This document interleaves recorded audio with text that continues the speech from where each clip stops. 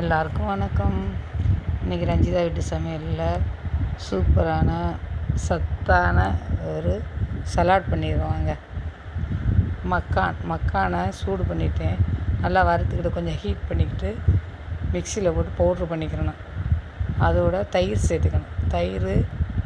தயிரும் மக்கானையும் சேர்த்து அதை கொஞ்சம் நுணுக்கிட்டு தயிர் போட்டு அரைக்கணும். ரெண்டையும் அரைச்சி வச்சுக்கிட்டு பாசிப்பயிறு ஊற வச்சு முளை கட்டி அது அவிச்சிருக்கேன், உப்பு போட்டு அவிச்சி வச்சுருக்கேன். பாசிப்பயிறு அவிச்சி வச்சுருக்கேன். பாசிப்பயிரோட என்னென்ன பொருட்கள் சேர்க்குறேன்னு பாருங்கள். பழங்கள் வெட்டி வச்சுருக்கேன். ஆப்பிள்,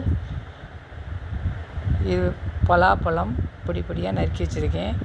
மாம்பழம், கேரட் பொடி பொடியாக நறுக்கியிருக்கு.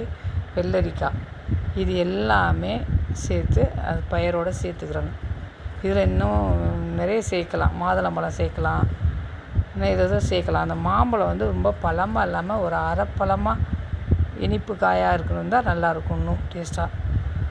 அப்புறம் மக்கானும் தயிரும் அரைச்சி வச்சுருக்கோம்ல, அதோட மிக்ஸ் பண்ணிக்கிறணும். மிக்ஸ் பண்ணிக்கிட்டு இதில் கொஞ்சம் தேன் கொஞ்சம், அது உங்களுக்கு பிடிச்சா தேன் சேர்த்துக்கலாம். இல்லைன்னா நீங்கள் பேரிச்சம்பழம் வெட்டி போட்டு பேரிச்சம்பழத்தை பொடி பொடியாக நறுக்கி போட்டு சேர்த்துக்கலாம். ஒரு கப்பு சாப்பிட்டா போதுங்க.